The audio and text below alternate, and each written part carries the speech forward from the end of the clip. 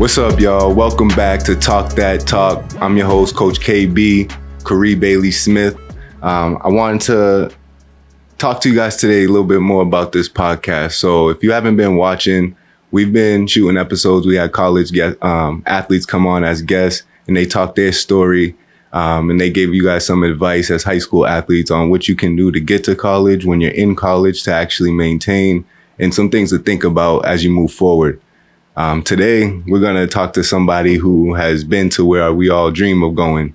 And I'm lucky to call him a friend, but I wanted you to take the time to make sure that if you're not already following and going back and looking at the other videos, then you go back and do that. You like, share, subscribe this with your friends, because there's going to be some real good information that they can use to continue on their journey and make tomorrow a better day. So with that being said, let me actually take off this hat, because we're going to shout out my barber, our sponsor for the day, Addie's Barbershop in Stoughton, Mass. Go check them out. They'll bring to you our segment that we'll talk about later called This or That. But today, our guest, like I said, he's a good friend of mine, high school phenom. I got the chance to actually play with him, but he was too good, so he had to go somewhere else. National champion. So many awards and accolades that I can't really remember them all, but I got to see him play in some of the biggest arenas. I'm proud to call him my friend again. Former Division I athlete, NBA and overseas professional hooper, a father, coach, and mentor. My dog, Jared Terrell. What's going on, man? How you doing? What's up, man? Sure, man. Same old. Did anything I left off? Yeah, but we don't got to talk about it. That was enough. All right, well, let's start with talking about just how we met. So I think now it's going on 20? Almost 20 years. I was thinking about it earlier. Yeah, probably met in 07, maybe 08. Yeah, I think I met you in 08 because you went to the other middle school. I did, but we played probably 1 year together. Yep, and that was my second year though, and so that was an 08 year. Yeah. Yep. Yeah, yep. So 08, we played football together, and this man ended up going to the NBA. And it's like, I heard the buzz about you before I even actually got to meet you. Like, just being at the other middle school, everyone was like, oh, this dude Jared's on my travel team. He's so nice. It's crazy because I heard the same about you, and I was just like, who is this dude? Now, for real, like, athletic, could jump out the gym. Like, yo, I ain't never get the chance to meet him, but when we finally did, it was click that first. Yeah. But you was just that like thing I heard about. So I was just kind of going to look for where the athletes were, where I could fit in, what I was comfortable with from where I was coming from. You know what I mean? So the guys that I gravitated towards, they all just like looked at you as like one of those athletes who really had potential. It ended up all being the same friend group if you look back on it. It was the same dude that we still kick it with now. Still today. So 20 years later, just about 18 years, whatever you want to call it. Yeah. But man, that's good stuff. So let's go back into your background. So we said I met you playing football, but what was like your first sport growing up? First sport was definitely basketball. Yeah. My father, he got me into basketball really early, BNBL, Roxbury Y. So I was playing in those leagues early at a young age. Playing in the league early at a young age, and even playing up with my older brother. I always had to play up, and that was just kind of my dad's mentality behind it. Just get him in wherever he fits in and just try. So your older brother is another story for another time. Like when I got to high school, that was another like ghost just chirping, because I played football and he was a football guy. Exactly. So everyone just had his name was ringing through the hallways, and I didn't get a chance to like go to the games when I was first moved to Weymouth, you know, because my mom was like, "Oh, you're in the house." But once I actually got to high school and I got a chance to go, I watched. That was his senior year when I got there. Yep. So I got to watch some of him play, and I was just like, "Yo, see him in the hallways, and he just had this charisma." And I was like, "Yo, that's like football, like high school football, you know, like that's exactly what I envisioned it being like." For sure. So I wanted what he had in high school. Now I'm pretty sure everybody did. He was just that guy in high school, just naturally talented, and just had the it about him, and even at a young age he had that, and that's what I admired about him.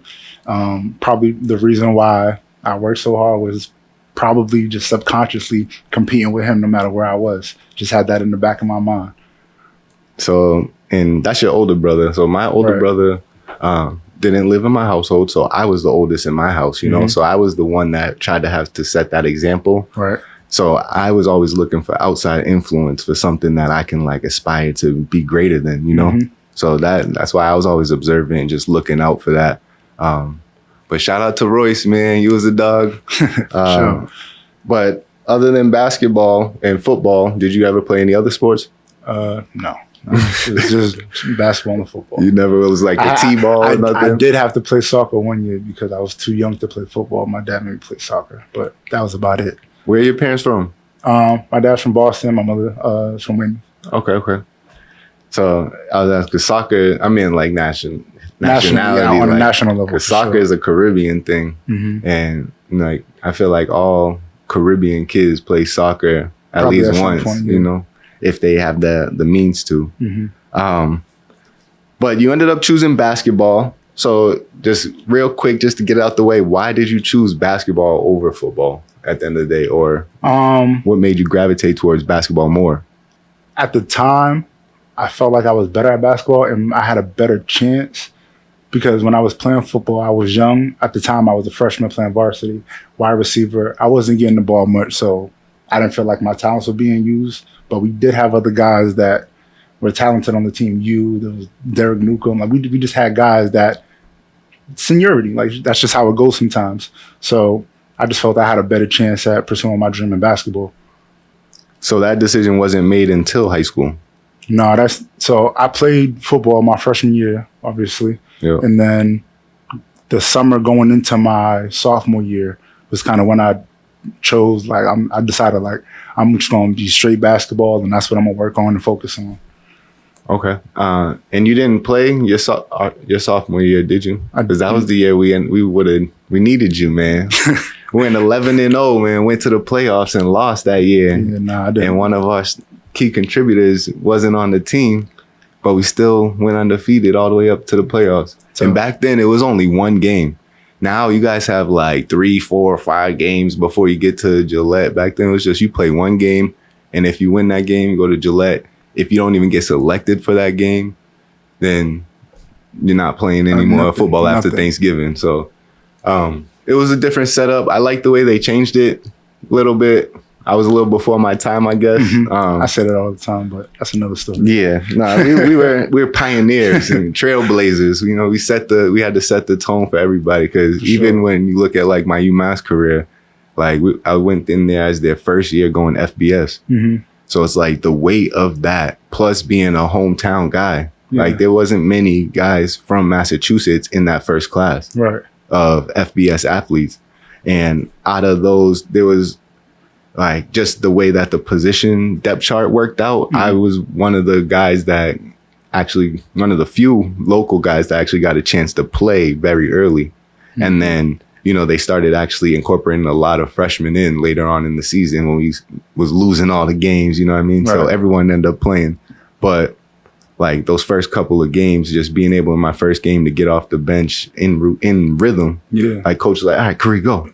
And send me on there as a local guy. I felt like I had to like stand up and stand out. So my question to you, being like a basketball guy, when you were going around in high school, you know, you decided to specialize, you went around on these AAU teams, you doing all these circuits, like what was you thinking, like trying to differentiate yourself?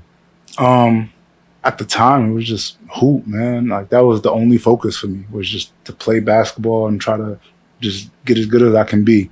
But I had a great experience traveling around with the Expressions basketball team. Had some great mentors in Todd Quarles and Ty Boswell, some great teammates in Doobie, Malik.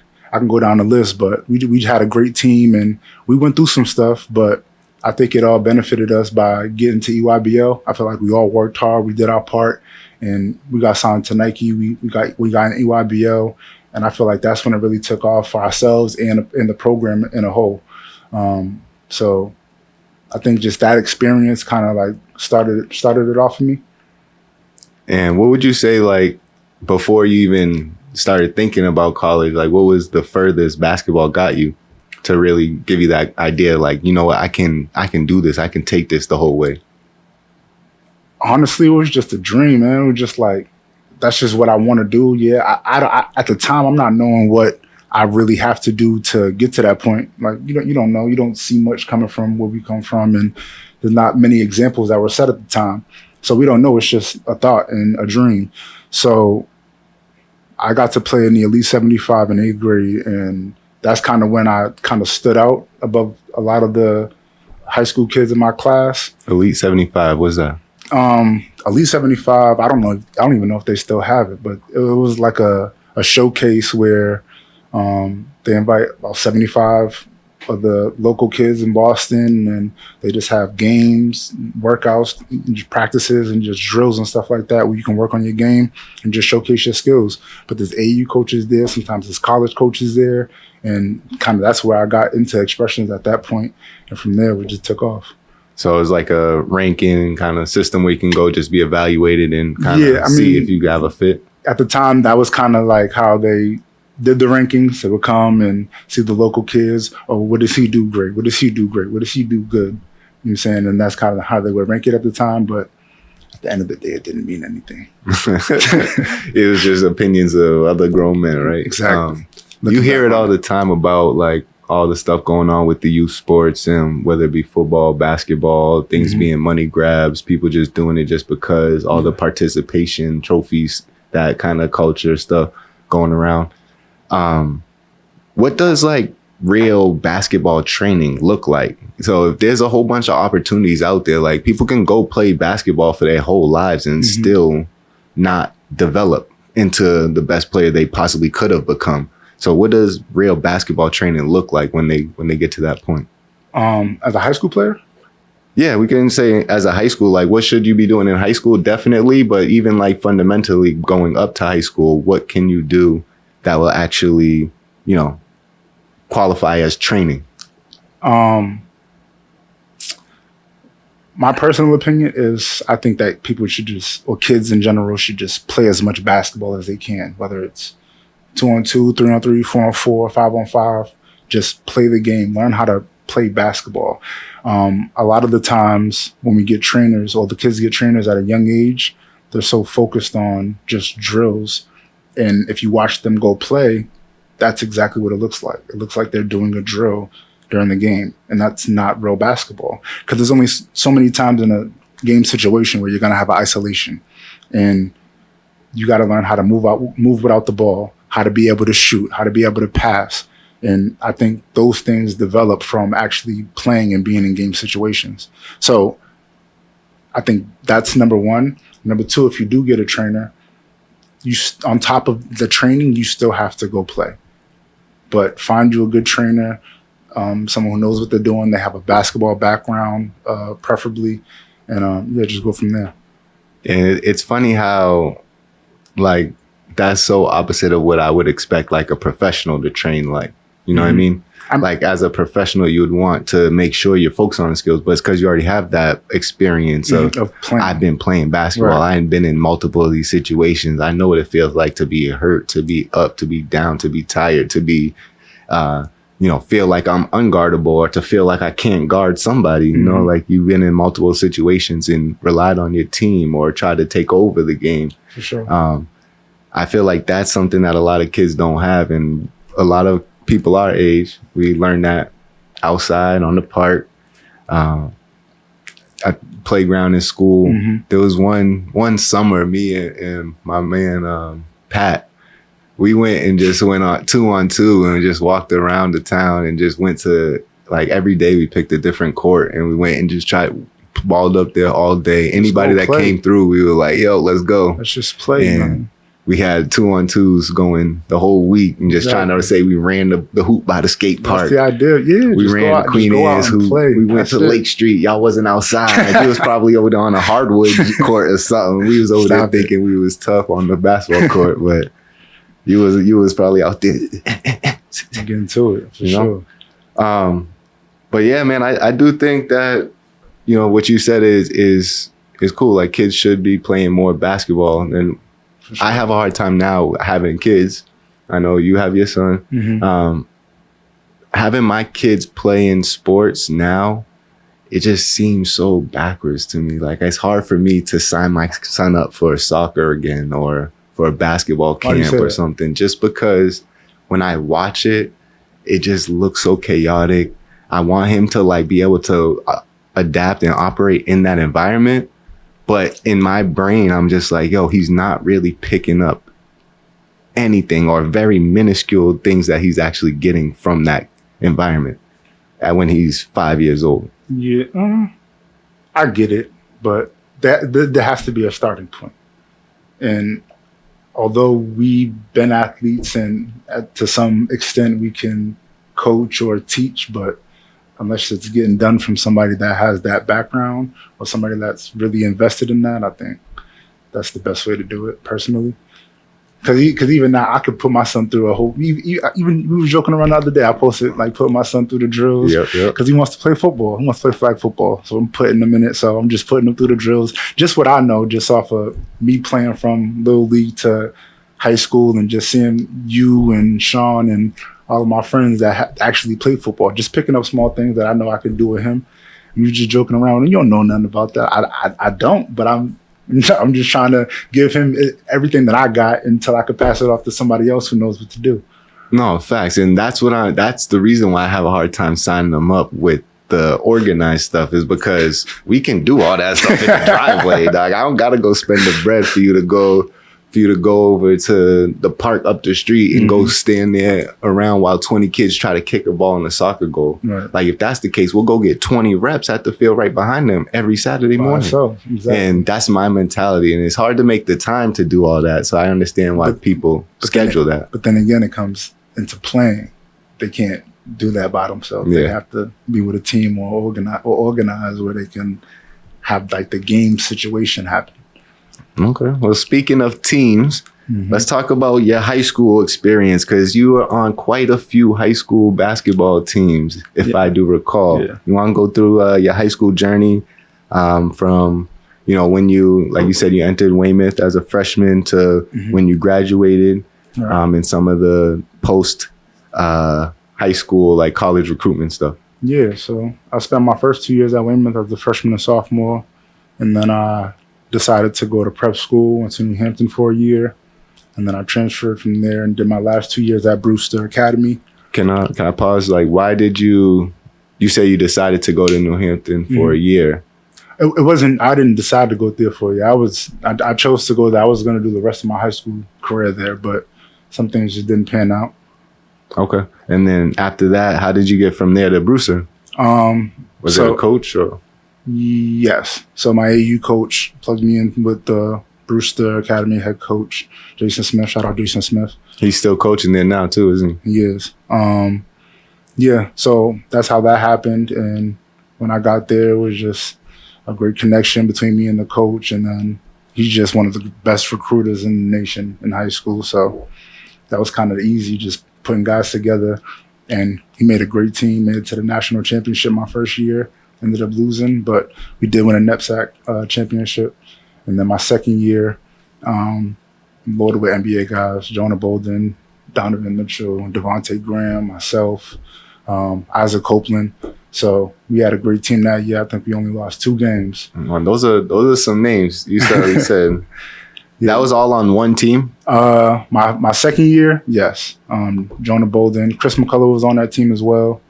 Isaac Copeland, Donovan Mitchell, Devontae Graham, myself, some other guys that also went Division I. So you guys, in that year, that was the year you won the knapsack? We won the knapsack, won the national championship. You won the national championship. So talk about that game. Like, what is that environment like on that level? When you're talking about a high school national schedule and being competitive and then actually going through the playoffs and competing for the championship and actually winning, especially going there 2 years in a row, losing one and coming back and winning the next year. Right. I mean, after losing the first one, I definitely felt like there was a certain type of hunger that I felt. And just having that chip on my shoulder as a high school player, I always felt like I was overshadowed or didn't get as much recognition, but so be it. I feel like everything panned out how it was supposed to. And yeah, just the environment in the National Prep Championship is just, it's hunger. In that league, it's a lot of postgraduates, guys that are doing the extra year. So essentially, that type of basketball, these guys are supposed to be in college. So it's very high level in terms of high school. So I think it's very competitive, especially at the time. There was a lot of NBA guys, a lot of high level college guys. So just a very competitive, very competitive situation. So you got some hardware though, right? I did. Yeah, nah. I wasn't gonna let you shy. I wasn't gonna let you shy past that. So not only you got the rings, any personal accolades from high school that stand out to you? I got the MVP for the national championship. Excuse me, I'm just laughing at how nonchalantly this man is. Oh yeah, I got the MVP of the national championship.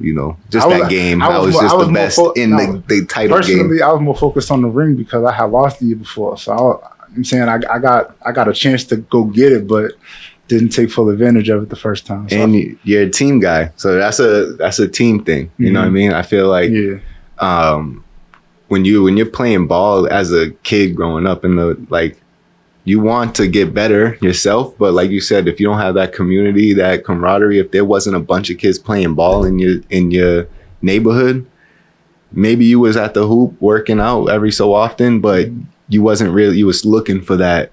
I need a team. I need someone to actually go and run with me and then to showcase my skills in the appropriate setting.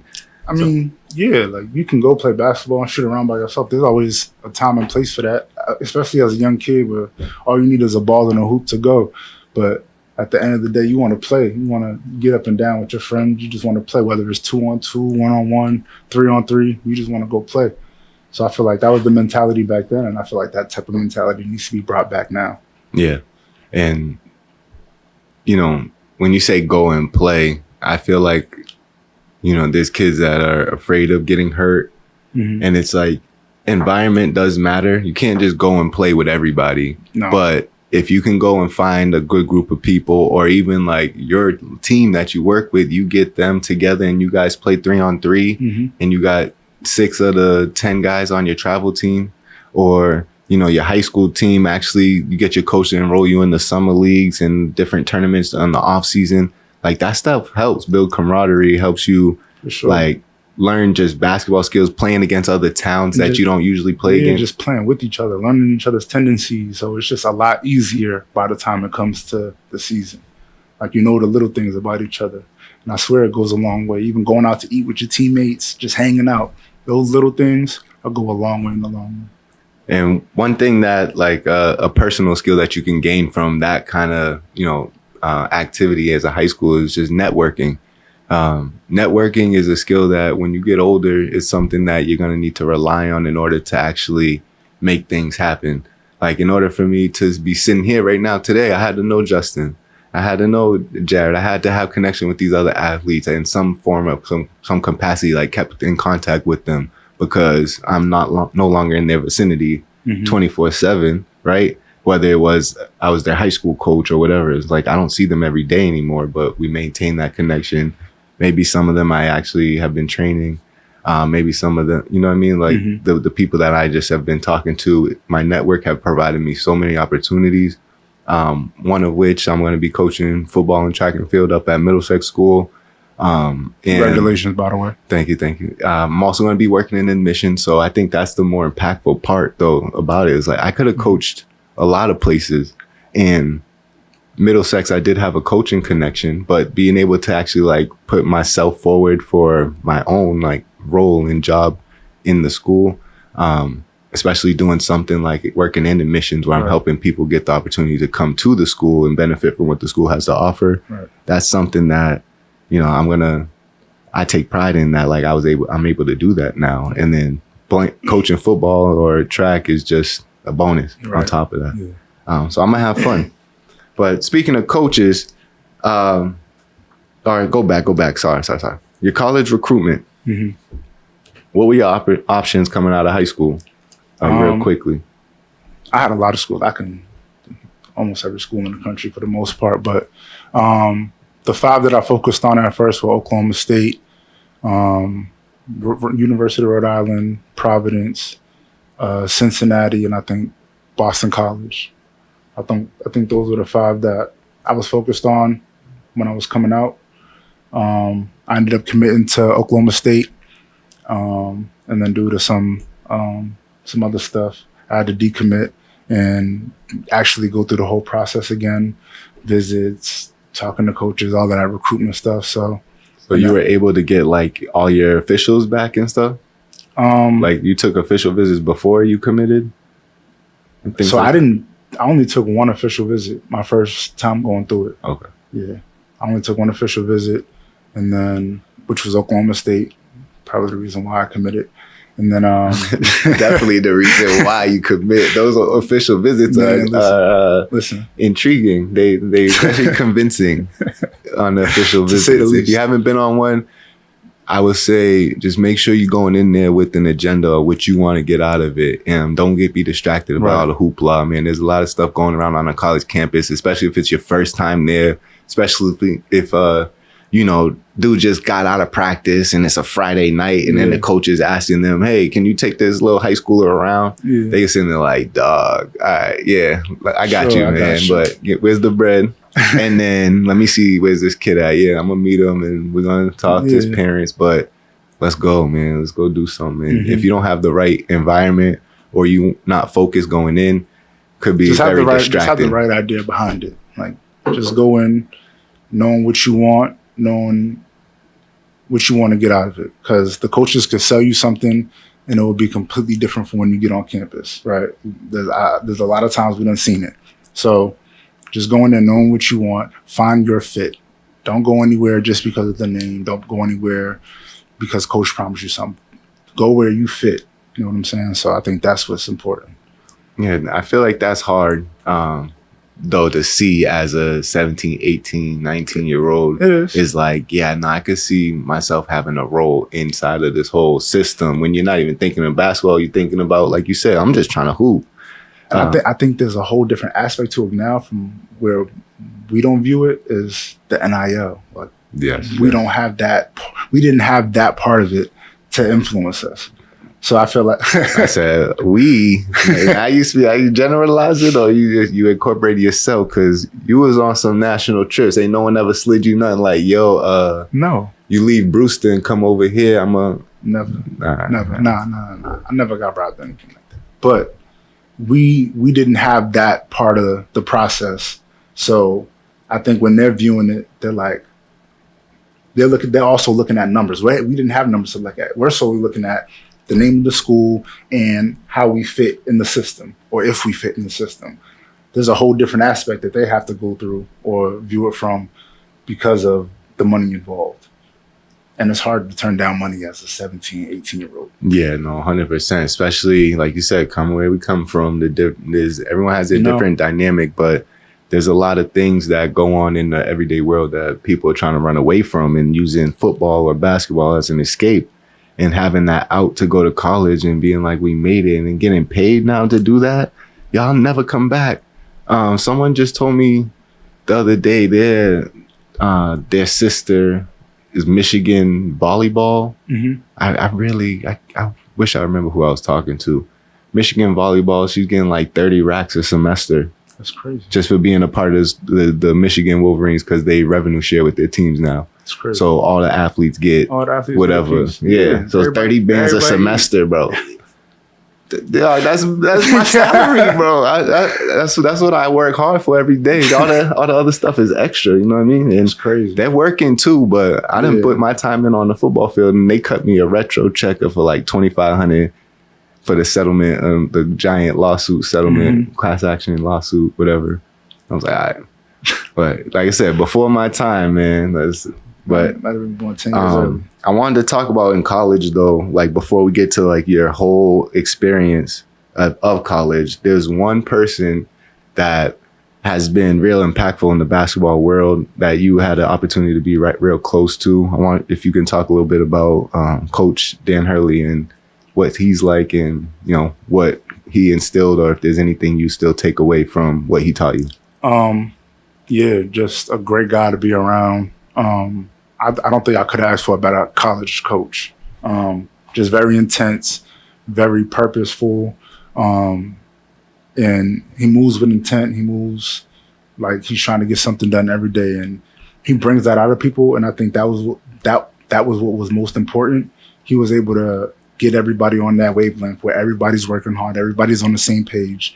And I think that was the reason that we were able to get so good so fast, even with the ups and downs of injuries and transfers and all that type of stuff. But he knows how to keep his guys together. And as you can see, got back-to-back national championships at the highest level. So, and you guys had some hoopers on your squad throughout your years over there at URI. yeah. A lot of y'all ended up getting opportunities to play professional level, Right. and some still playing ball, right? So it's a testament to like what you're able to do. Like when you can find success even when you're not where you're supposed to be, quote unquote, right? Because like he goes to UConn where maybe just because of a name and a history, he can land some of the larger recruits and have more of a infrastructure behind it, for sure, and go and turn that into a national program. But he can also be at URI in his younger years and take a program that's not supposed to be relevant, go and be Oklahoma or hasn't been relevant in the past 18 years. You know, and y'all go cutting nets off and dancing and beating some teams that were projected to go far, or being up there against some of the teams that are projected to go to win it in the second, third round of the tournament. Yeah. So it's like, that's an opportunity. Like just even being able to drive out there spontaneously. We was watching like, yo, if they win this game, we in the car tonight. We're just sitting there staring at the TV like, and y'all won. Me and Alex look at each other like, yeah, we go. We was like, wait, how we gonna do this though? We ain't got no car right now. Nowhere to stay, but we figured it out. We came, pulled up, saw you, man. It was a whole good time. Went down to DC. Dope. We saw you guys in, I think you're in Pennsylvania too at some point. Pittsburgh. Mm-hmm. So man, it was just awesome, like following you around too with your career. And it's like, because by that time I had already lost hope in my NFL career. I was like, yeah, I'm not even trying to play this money game anymore where, you know, you're trying to prove your worth to people. That's what got old to me, because I was always an underdog, but I always was given fair opportunity to present myself. Right. You know what I mean? Yeah. Just that's how life was handed to me. But once I got to the league, they was like, nah, these opportunities are limited. We ain't gonna just hand them out. So you had to have representation. You had to have film, people behind you. So it was like, that was just too much for me to juggle at the time. And there was a lot of stuff going on in my life too. So I was just having fun, and I was got to see you, and I'm glad that you actually got to go to the pinnacle. But before we talk about your pro career, we're going to take a break and do our this or that segment. But before that, I just wanted to ask, how would you describe your overall experience as a college basketball player? Amazing. I think everybody should experience it for at least a year, if not 2, 3, or 4. But yeah, just soak it all in and take advantage of the experiences and the friends that you meet, because those might be some of the friends that you have for the rest of your life, man. But other than that, yeah, just go enjoy it. Still keep the main thing. If you're going in there for a sport, you're going in there for a certain major, whatever it is, keep the main thing. Don't get off track because of this partying. There's a lot of distractions. But as long as you're focused and you're doing what you're supposed to do, it'll be a good experience. Yeah, keep the main thing. That's owed to having a plan when you go in. If you don't have a plan going in, you're going to be lost.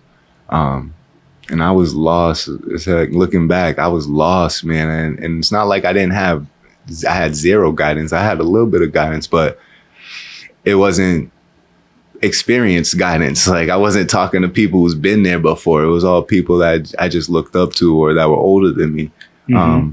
But having an opportunity like this, where you can sit down and listen to someone who's been in those places where you want to go, I think it's something that if you're able to learn from it, you can run that up to the ceiling. But we're going to pause right here, and we're going to take our time for our segment called This or That. And this is where I give my guest here, Jared, we're going to give him 2 scenarios. He can either choose this or that. They're a little fun sometimes. I like to think. I just try to use my imagination to see, you know, what you would actually do based off of our conversation. So, first one, this is talking about the future. So, would you prefer to have a career, long-term career, as a legendary high school coach? Because I know you coach in high school right now. We didn't talk about that too much, but would you rather have a career as a legendary high school coach, whether like a varsity coach, whether it be a prep school or public school, or a long career in the NBA as a skills trainer? A long career in the NBA as a skills trainer. Why? I feel like dealing on the professional level, you have to keep it basketball. Like, it's basketball all the time. As a high school coach, you're dealing with personalities, you're dealing with keeping kids in school, keeping kids out of trouble in the street, making sure they're fed, making sure that it's a lot going on as a high school coach versus being in the NBA where it's strictly basketball and you know what you're getting. The pros coming in every day, they know what they're supposed to do, and they just get the work done and get to it. I understand that, but then that it's business up there too, and they're gonna start, you know, cutting some of the players that you were developing a plan with and actually investing your time in, and next thing you know, they're not on the team anymore. You still keep those relationships though. Yeah, I guess. Okay. So you would have a long career as an NBA skills trainer. So what would be like your main skill that you would say you specialize in? I think ball handling, number one. As a guard, you got to be able to handle the rock. That's just most important. So that's your foundation in all your trainings now? I mean, yes, you start every workout off with ball handling, number one, and then just shooting fundamentals, being able to shoot. If you can shoot and get to where you got to get to on the floor, being able to handle the ball, you're valuable in some way. In a lot of ways, that's basketball. Right. So as a kid, I couldn't really dribble until I got to like middle school, and then once I got to middle school, I started dribbling. I started going right to the rack, and that's what I think got my explosiveness. Athletic. And I just started just going straight to the hoop, trying to tap the backboard. But then when everyone else started like catching up, like size wise, I wasn't really the fastest guy. Everyone's around the same size. Yeah. I started to learn how to shoot. So middle school, I was just a shooter, and I would be able to dribble, get to my spot, pull up. And I used to look at like T-Mac as like my guys who just get there and get in the stance, triple threat, jab step, and then just go wherever he wanted to go. He would get you off balance and go and make a move and try to have an idea of what I wanted to do in my head. So that's how I played basketball. But by the time I got to high school, when you were there and stuff, like that was all the dribbling and stuff was for y'all. And I lost that. I lost dribbling, lost shooting because I was a role player. So like when we talked about the training, like I feel like, you know, ball handling, shooting skills, just getting to work in specific spots and specific movements is going to definitely help you maintain your game. And that's something that I didn't do in basketball, but I did it elsewhere. So I don't know why I never clicked in my head like, hey, maybe I should work on it. It's a lot to do everything for every sport. Yeah, 100%. All right, next one, no, this or that. You're going to take a buzzer beater half-court shot to go into overtime. Would you rather that? Have the ball coming up and you have 2 seconds, you got to pull from half-court. I'll let it go. I hit half-court shot. Just to go to overtime. Just to go to overtime. Okay. Or get fouled on a 3 for the win and have to make 3 clutch free throws. I'm going for the win. Okay. Yeah, so, I'm going for the win. So you're going to try to hit those free throws? Yeah. I actually just I bet on me. I actually just saw a video, someone in a men's league just did that. He went and shot from the wing, like fading away, got fouled. You couldn't really see it on thing. But he missed all 3? Nah, he made all 3 and they won. But then in the caption, say he dropped 41 too. I'm like, dang, he was cooking the whole game, running up and still hit the last 3. 41's tough. I was like, that's poise. That's tough. Yeah, I gotta go for the win though. All right, so the last one, this or that, man. This is for Lil Jared. So, would you rather this or that? Lil Jared playing only football in high school, but he earns multiple scholarships, right? Or he just decides once he gets to high school, I'm never gonna play sports again, but he can go to any college he wants. I know it's not your decision. I know. But that's what I was about to say. It's not my choice. Ideally, if you had to pick a future. So he plays strictly football and gets college opportunities. Or he decides I'm not going to play any nothing. Sports and can still go to any college he wants. Yep. I would want him to play football just to play a sport. I mean, that's just my opinion. But ultimately, it's a win-win. Yeah. He's still going to college. He's still doing what he wants to do. Yeah, I wasn't trying to put no negatives in there for little Jared. You know what I mean? But I just wanted to see, like, because people always ask me, like, are you going to push your kids to play a specific sport? And I'm like, no. If they don't want to play sports, like I guess then so be it. He wants to play basketball, but he really just leans towards football and soccer. So I'm just like, go ahead. But it's the fact that he has a ball in his hand, or there's a ball. Like if he's around me at the court or had the basketball, he'll do his thing with it. But he's like, I want to play football. Like, I want to play football. I think that's proximity, though, just like being close to that. Because I can imagine, like, I know my dad was always around sports, and whenever I would go over there to see him or go to my grandmother's house, my older brother was trying to play sports because he was coming up a little bit before me, right? Yeah. So he was trying to do all the leagues. I lived right across the street. My first house in Roxbury was right across the street from that Washington Street courts right there. Okay. So there was always mad people over there, crowds, everything going on over there. So that was just like, I always gravitate towards basketball. And even when we didn't even have a hoop, we were shooting on the street sign. Like I had basketball was a thing because it was easy. It's a lot easier to go play basketball by yourself versus football, another sport. You know what I'm saying? But I got an opportunity to go to in the MECO program just because I had a family member that worked in there. So I don't know what strings they pulled or whatever, or if that was a rule, like, you know, if your kin is you can get your kin in, whatever it is. But I got a chance to go to MECO first grade and just being out. I was out in Wellesley. Okay. So I was living in the city, waking up at 4:30 in the morning, taking that bus ride all the way out there, Wellesley, all the way to fourth grade. And I got to like see kids playing hockey, and they all had the soccer teams in the spring and the fall. And I'm like, this is 6 years old kids back in early 2001. Right. When I was graduated first grade or promoted out of first grade, 2001. And like, that's where I first like played baseball, played soccer. My first organized basketball team was over there. Other than that, I was just shooting on the fence post and, you know what I mean? And like, and walking quarter mile to the nearest basketball hoop. And it was like, that just kind of exposure just made me always want to just play as many sports as possible. So by the time I got to high school, like playing 3 sports was natural to me. And I was trying to figure out how I could play a 4th, you know, and it just wasn't time in the high school season. For sure. But after all of that, man, you ended up going to the pros. So I wanted to ask, what was the biggest adjustment, like going to the pros from college and like post? I have a hard time calling it post career because I don't know if you've done balling up for real, but like as of now, like transitioning to doing other things and expanding your presence.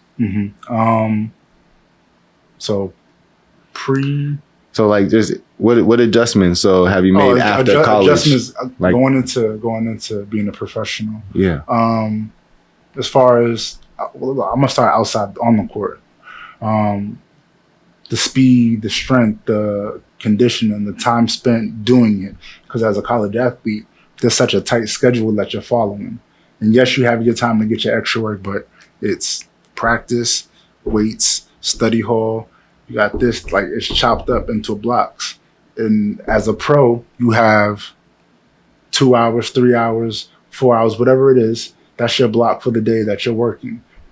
Everything else is free time. You know what I'm saying? So I think that was the biggest adjustment, finding something to do with my time. But it's not saying like you can't work out though in your time. It's just how you want to spend your time. Yeah, it's how you want to spend your time. You can go back. Obviously, you go back in the gym, get your extra work in, but there's a lot of free time.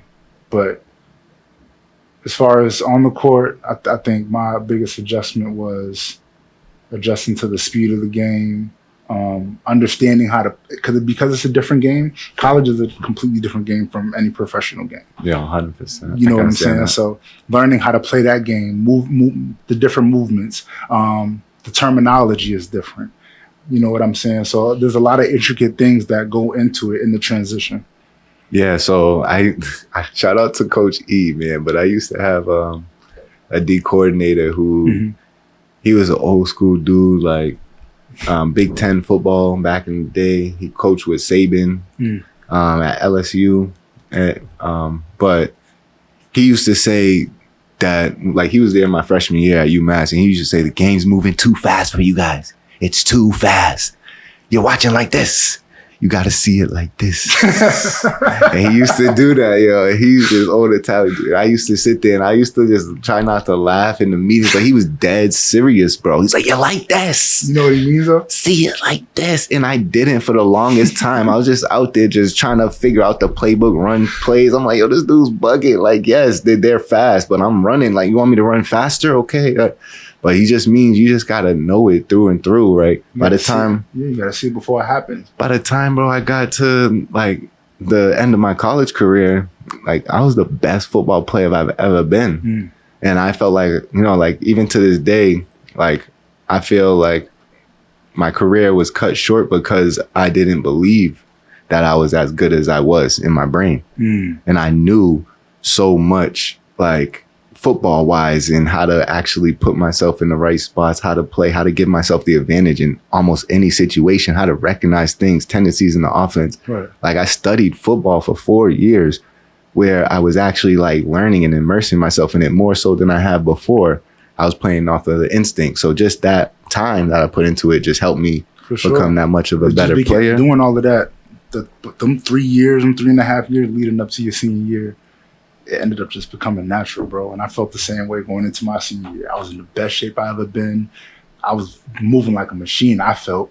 You know what I'm saying? So it's a great feeling knowing that everything that you done did and put into this is working out in your favor.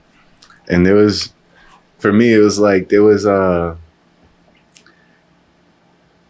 I got hurt my true senior year.